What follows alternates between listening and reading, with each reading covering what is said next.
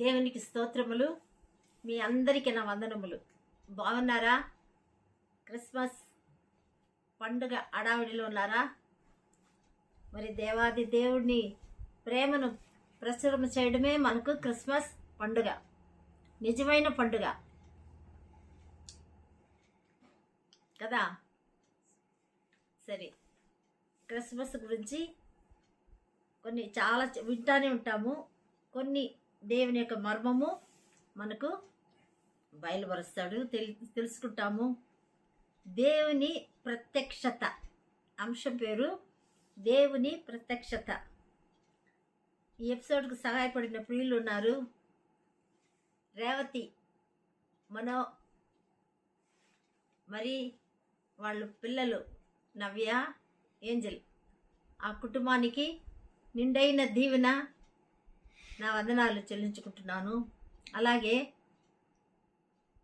యమున సహోదరి కిరణ్ గారు, వాళ్ళ పిల్లలు కుమారులు ఇద్దరు, ఆ కుటుంబానికి కూడా నేను నిండైన వందనాలు తెలియపరుచుకుంటున్నాను. దేవుని ఆశీర్వాదాలు వాళ్ళకి అనుగ్రహింపబడును గాక. మరి అలాగే డాక్టర్ నీతి రమేష్ గారు కుటుంబం, పిల్లలిద్దరు, శ్వాసిని డేవిడ్ రాజు గారు కుటుంబం, వాళ్ళ పిల్లలు కూడా ఇద్దరు, మనవాళ్ళు ఇద్దరు, వీళ్ళందరికీ దేవుని దీవెన నా నిండైన వందనాలు చెల్లించుకుంటున్నాను.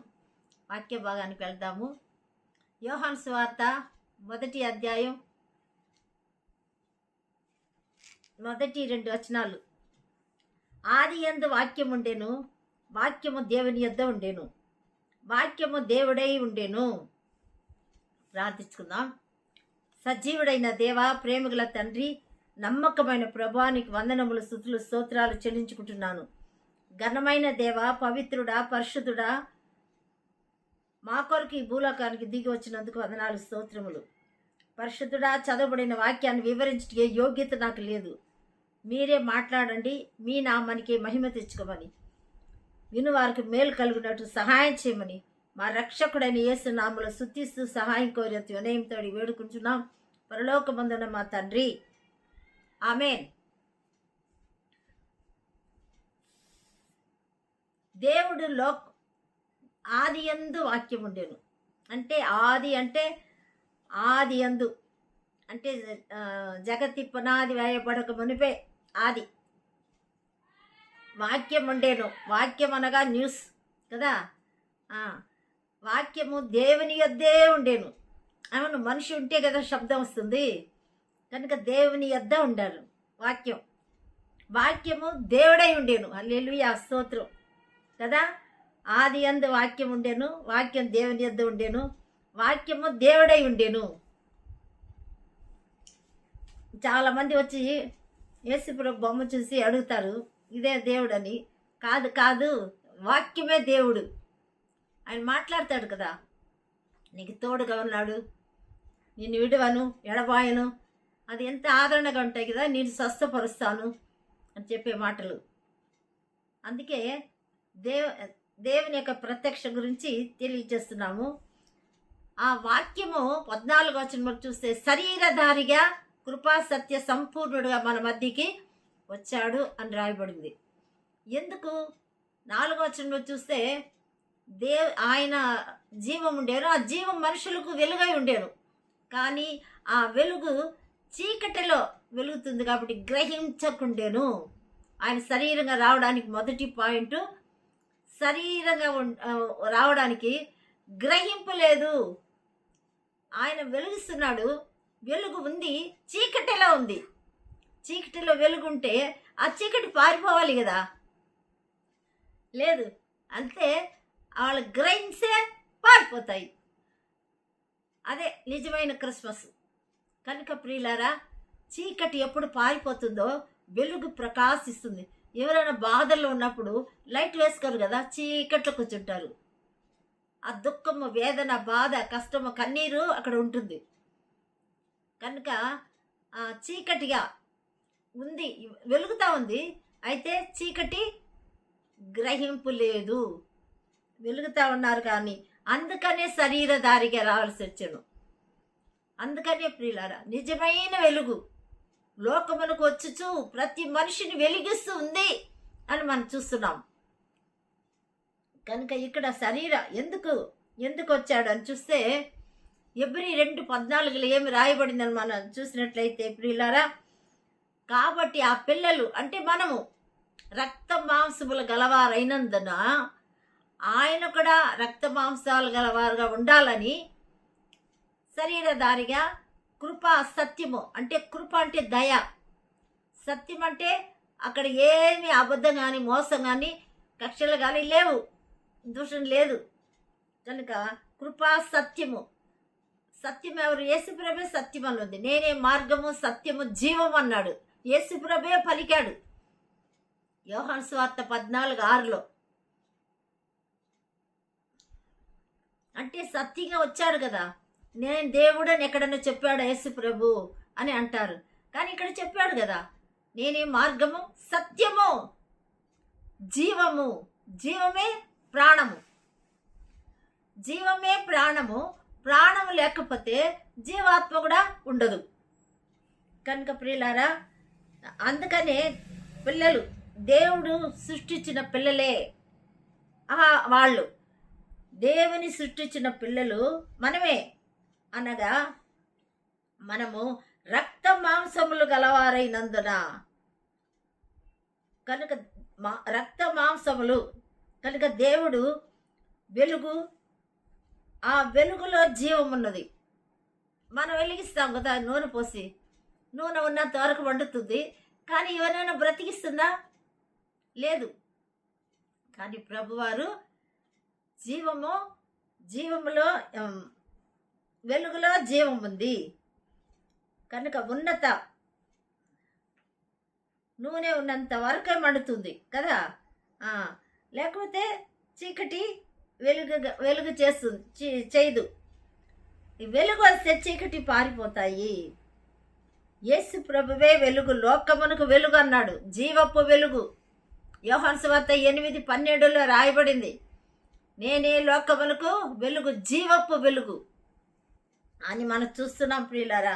కనుక అలాంటి జీవపు వెలుగు ఏం చేసి అక్కడ వెలుగుతూ ఉంటే ఆ వెలుగులో జీవం ఉంది అని మనం చూస్తున్నాము.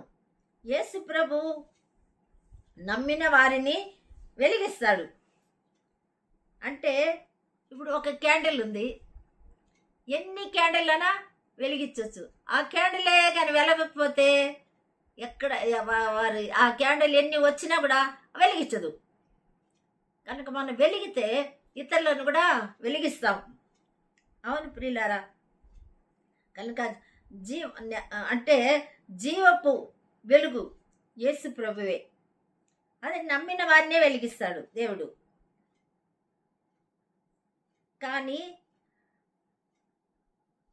వెలుగుతున్న మనము ఖాళీగా ఉన్న ఎన్ని క్యాండిల్నా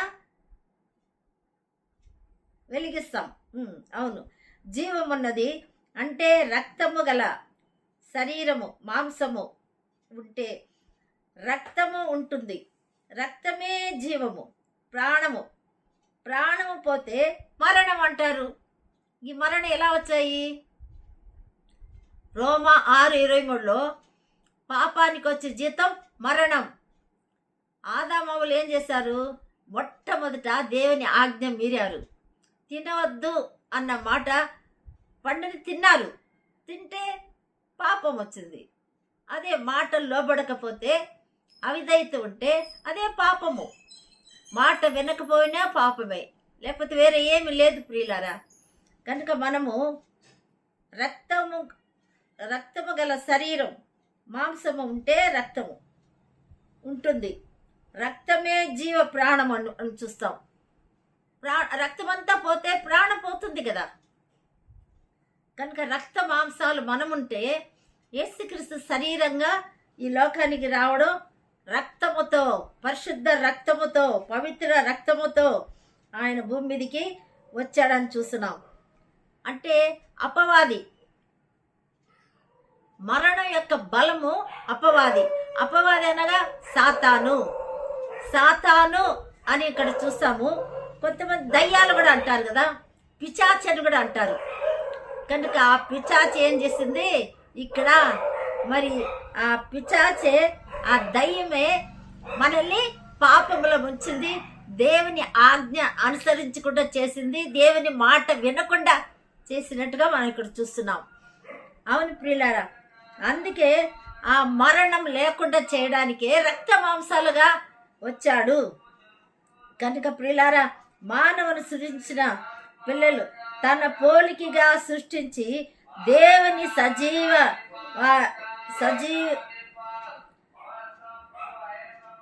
దేవుని జీవాత్మనుగా చేశాడు. మానవుని సృష్టించి జీవాత్మ చేశాడు. ప్రాణము, రక్తము, ఆత్మ, దేహము ఒక్క మనిషి స్త్రీగాను పురుషునిగాను చేశాడు అని ఇక్కడ వాక్యం చూస్తున్నాం ప్రియులారా. అంటే సృష్టించాడు మట్టితో ఎముకతో రక్త ప్రాణము ఆగిపోతే చనిపోతాం కదా. ఎండిపోయిన గర్భములో గొడ్డురాలు గర్భములో ఇలాగా చనిపోయిన వారిని లేపినాడు. ఇన్ని ఉన్నాయి ప్రియులారా. మట్టితో సృష్టించాడు. రెండోది ఎముకతో మనిషిని చేశాడు. దేవునికి స్తోత్రం. ఎండిపోయిన గర్భములో, గొడ్రాలనే గర్భంలో మనిషిని చేశాడు, పుట్టించాడు. అంతేకాదు చనిపోయిన వారిని కూడా లేపినాడు. మరి ఇంత అద్భుతంగా చేసినాడు. యేసు ప్రభు పేరుతో లోకానికి రాక ముందే ఇవన్నీ జరిగాయి. చూసారా? ఎండిన ఎముకలు జీవాత్మగా మారింది. ఎహెజ్కేలు 37 అధ్యాయంలో రాయబడింది. కనుక 5-12 వరకు చూస్తే జీవాత్మక ఎండిపోయిన ఎముకలు ఎన్ని చేశాడు కదా ప్రభు. రోమా 8:3-4 ఏముందంటే, ధర్మశాస్త్రం సంబంధమైతే నీతి విధి నెరవేరాలని పాప పరిహారము నిమిత్తము దేవుడు తన సొంత కుమారుని పాప శరీర ఆకారముతో పంపి ఆయన శరీరమందు పాపమునకు శిక్ష విధించెను.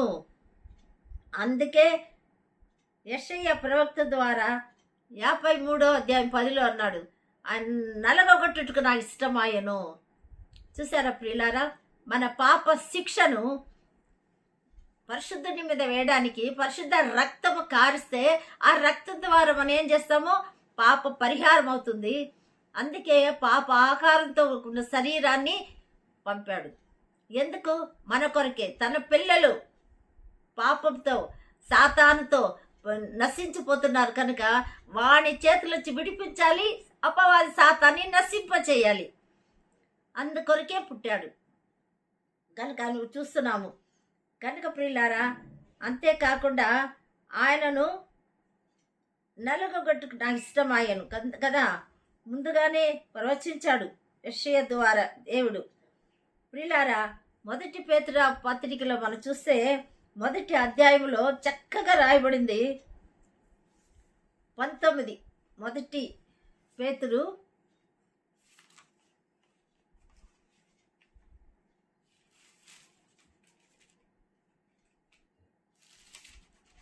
1వ అధ్యాయము 19లో ఏం చెప్పాడంటే, నిష్కపటమైన ఒకసారి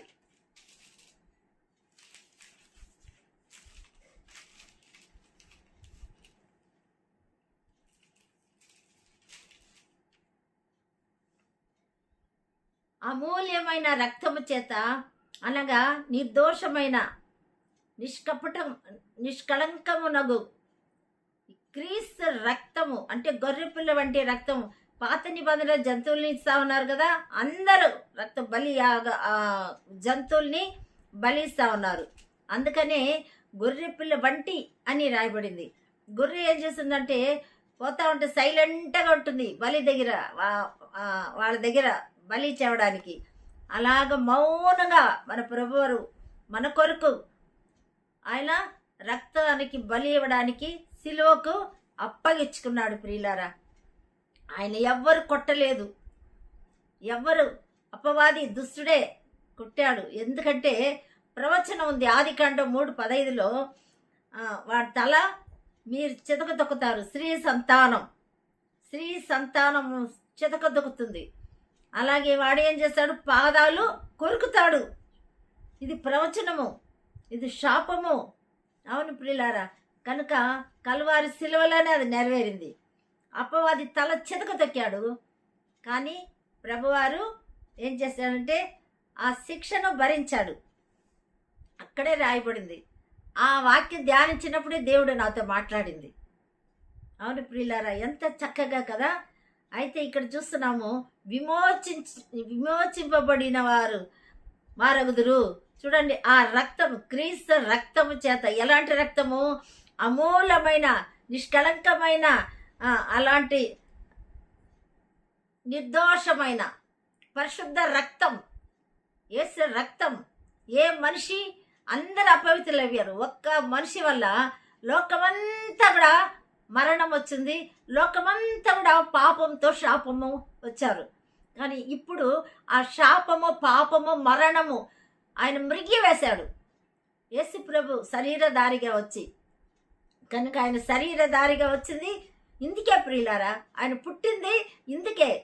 చూడ, ఎంత భయంకరం కదా, ఎంత వేదన కదా, దుఃఖం కదా. మనమైతే చనిపోవడానికి పుడతామా? లేదు, ఆయన ఒక్కడే మన మరణాన్ని ఇంకెప్పటికీ లేకుండా చేశాడు. ఈ మరణాన్ని మిరిగి వేశాడు. ఈ మరణం భయపడము. యేసు ప్రభు నమ్మిన బిడ్డలు భయపడరు, వెలుగుతూనే ఉంటారు. ఇక్కడ వెలుగుతాము, ఈ సూర్యుడు ఏమవుతాడు, ఇక్కడ వెలుగుతూ మళ్ళీ మరుసటి అది వెళ్ళిపోదు, ఇంకొక లోకంలో వెలుగుతూ ఉంటాయి. అలాగ ప్రియులారా, మనం కూడా యేసు ప్రభులో ఉన్నవారు అలాగే ఉంటాం.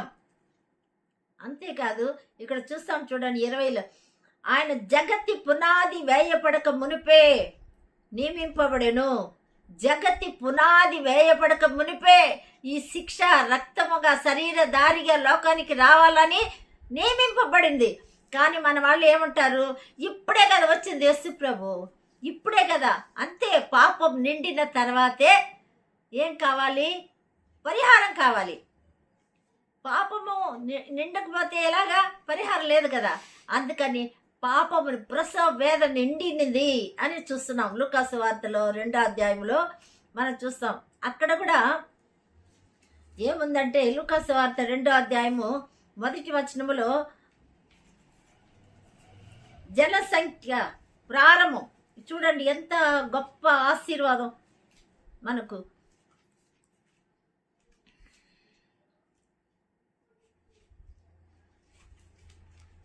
లూకాసు వార్త 2వ అధ్యాయంలో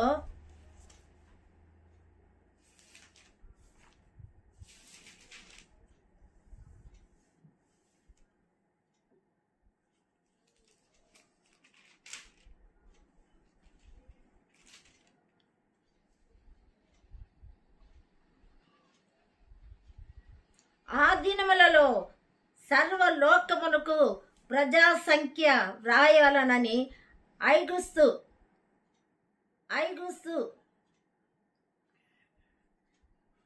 కైసరి ఐగుస్తు వలన ఆజ్ఞాయను. అంటే 3వ అధ్యాయంలో కూడా ఏముందంటే, తిబేరియే కైసరు ఏలుబడి 15వ సంవత్సరమందు, అంటే 15వ సంవత్సరం ఆయన ఏలుబడిలో యూదయ సంవత్సరమందు యూదయగు పొంతి ప్లాతు అధిపతిగా ఉన్నప్పుడు. చూసారా, పొంతి ప్లాతు అంటే ఇప్పుడు ఒక ముఖ్యమంత్రి ఎవరు వాళ్ళకు పేరు ఉంది కదా, అట్లే ఇంకొకసారి ఎవరు వస్తారో వాళ్ళు ముఖ్యమంత్రి, మళ్ళీ ఇంకొక 5 ఏళ్ళ తర్వాత వస్తే వాళ్ళు కూడా ముఖ్యమంత్రి. ఆ విధంగా ఇక్కడ మనం చూస్తా ఉన్నాము, సర్వలోకమునకు ప్రజా సంఖ్య వ్రాయాలనని కైసరి ఐగుప్తు వలన అనుంది. ఇక్కడ తిబేరి ఐగుప్తు వలన కనుక ప్రియులారా, ఏది వస్తే వాళ్ళ పేరు ముఖ్యమంత్రి, ప్రధానమంత్రి, అది అలాగా. ఫరో రాజు కూడా వేరే యోసేపు పోయినాడు, మళ్ళీ ఇంకొకరు కూడా ఫరో రాజే. అలాగా ఇక్కడ ఆ దినములలో వాళ్ళు ప్రజా సంఖ్య రాయడానికి ప్రారంభమైంది. ఎప్పుడు? యేసుక్రీస్తు ప్రభువారు గర్భంలో ఉన్నప్పుడే ప్రజా సంఖ్య. అందుకే ఆయన పుట్టిన తర్వాత డేట్ వచ్చింది అని మనం చూస్తున్నాం. క్రీస్తు పూర్వము క్రీస్తు శకం అని కూడా మనం అనుకోవచ్చు. కనుక ప్రియులారా, ఇలాగ దేవాది దేవుడు మనకేం చేశాడు? ప్రజా సంఖ్య రాయడానికి ప్రారంభమైంది అని మనం చూస్తా ఉన్నాము. జగతి వేయబడక మునిపే నియమింపబడింది. మరి ఎలా వచ్చాడు చూస్తామా? పేతురు రాసిన పత్రికలో అమూల్యమైన రక్తము చేత, అనగా నిర్దోషమని నిష్కళంకముగా క్రీస్తు రక్తము చేత విమోచింపబడాలి అని నియమించబడ్డారు. అయితే కడవరి కాలమందు ప్రత్యక్షపరచబడెను. ఇప్పుడు కడవరి కాలం, కృపాకాలం. ఈ కడవరి కాలంలోనే ప్రత్యక్షపరచబడెను. అంటే కడవరి కాలము అని మనం చూస్తున్నాము. మరి మనం ఇక్కడ చూస్తే ఒక మాట రాయబడింది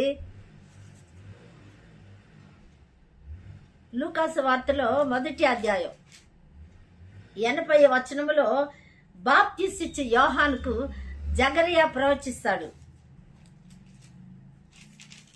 1వ అధ్యాయం 80లో శిశువు ఎదిగి ఆత్మయందు బలము పొంది ఇశ్రాయేలుకు ప్రత్యక్షమగు దినము వరకు అరణ్యములో ఉండెను. అంటే ఆత్మయందు శిశువు ఎదిగి ఆత్మయందు బలము పొంది ఇశ్రాయేలుకు ప్రత్యక్షమగు దినము వరకు అనుంది. ఇక్కడ దినాలు చెప్పారు, ఇక్కడైతే కాలాలు, కడవరి కాలం కదా ఇక్కడ రాయబడింది. పేతురు రాసిన పత్రికలో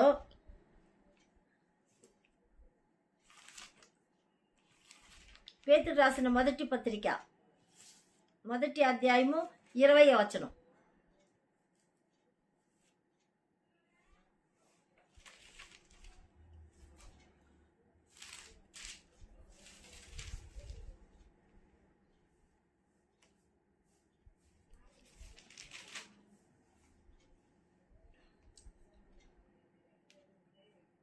మునిపే నియమింపబడెను, కానీ తన మృతుల్లో నుండి లేపి 20లో కడవరి కాలమందు ఆయన ప్రత్యక్షపరచబడెను. కాగా మీ విశ్వాసమును నిరీక్షణయు దేవుని యందు ఉంచబడి ఉన్నవి. చూసారా? కడవరి కాలం, ఇక్కడ దినములు. అంటే బాప్తిస్మిచ్చే యోహాను ఏం చేసినాడంటే దినములు అని రాయబడింది. మరి దినములు అంటే ఆయనకి ఏం కావాలా? శిశువు ఎదగాలి, ఆత్మ యందు బలం కలగాలి. కానీ యేసు ప్రభు పరిశుద్ధ ఆత్మతో నిండిన వాడే గర్భం ధరించి పుట్టాడు. పుట్టేటప్పుడే పరిశుద్ధ ఆత్మతో శక్తి కలిగి బలము కలిగి పుట్టినాడు.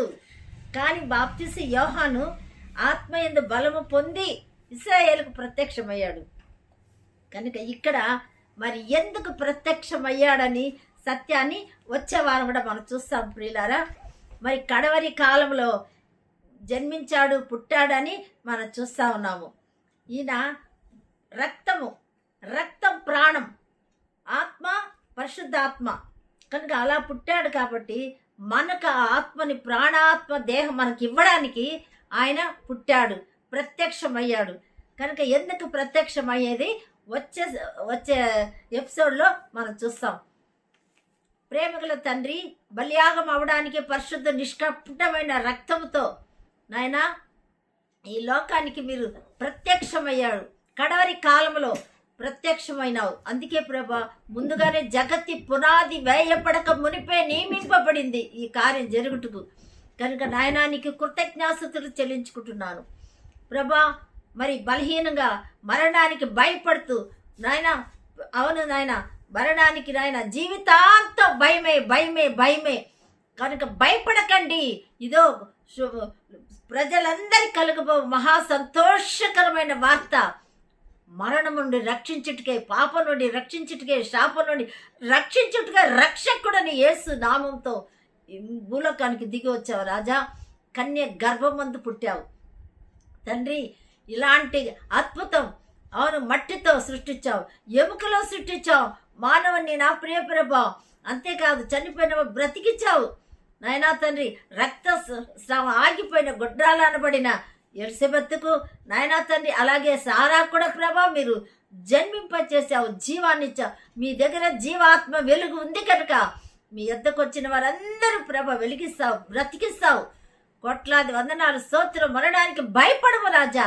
మరణాన్ని మిరిగివేయడానికే, మరణాన్ని సిలువలో ప్రభ మీ శిక్షను, మా పాప శిక్షను భరించుటకే దిగి వచ్చావు నాయనా. నీకు వందనాలు స్తోత్రం చెల్లించుకుంటున్నాను ప్రభా. ఎపిసోడ్కు సహాయపడిన ప్రియుల్ని ఆశీర్వదించండి, వీక్షిస్తున్న బిడ్డల్ని ఆశీర్వదించండి. నిజమైన క్రిస్మస్ సంతోష ఆనందాన్ని వాళ్ళ హృదయంలో నింపి అనేక మంది నీ ప్రేమను ప్రచురింపచేయుటకు సహాయం చేయమని ప్రార్థిస్తున్నాను. ఓ గొప్ప దేవా, నీకు కోట్లాది వందనాలు, స్తుతి స్తోత్రాలు. ఇదే నిజమైన క్రిస్మస్ సంతోషం. అవును ప్రభ, అలాంటి ఆనందాన్ని ప్రతి ఒక్కరిలో అందరి హృదయాల్లో దయచేయమని, మీ నామానికి ఘనత మహిమ ప్రభావాలు పొందుకోమని, అనారోగ్యం ఉండే బిడ్డలకు స్వస్థత కలిగ చేయమని, ఎగ్జామ్ రాసే వాళ్ళు కూడా సహాయం చేయండి, ఉద్యోగం లేని వారికి ఉద్యోగాలు దయచేయండి ప్రభా. నాయనా తండ్రి, వివాహం కాకుండా వాళ్ళకి వివాహం జరిగించి గర్భఫలం లేని వారికి గర్భఫలం దయచేయండి. ఏ సమస్యల్లో, బాధల్లో, కష్టాల్లో ఉన్నారో మీరు ఆదుకొని, ముఖ్యంగా రక్షణ, మరణ, పాప శాపం నుంచి దాటి జీవానికి వెళ్ళుటకు, ఈ జీవాత్మను పొందుకోవడానికి సహాయం చేయమని, చీకటిలో ఉన్నవని వెలిగించమని, యేసుక్రీస్తు సృష్టికర్త అని యేసుక్రీస్తు శక్తిగల నామలో స్తుతిస్తూ దూర దేశంలో ఉండే బిడ్డలు కూడా ఆశీర్వదించమని, కృపగల యేసుక్రీస్తు నామలో స్తుతిస్తూ ప్రార్థించి అతి వినయంతో వేడుకుంటున్నాం పరలోకమందున మా తండ్రి. Amen amen. Wish you happy Christmas. మీ అందరికీ క్రిస్మస్ సంతోషాన్ని దేవుడు వాళ్ళు అనుగ్రహింపబడును గాక. ఆమెన్. దీపు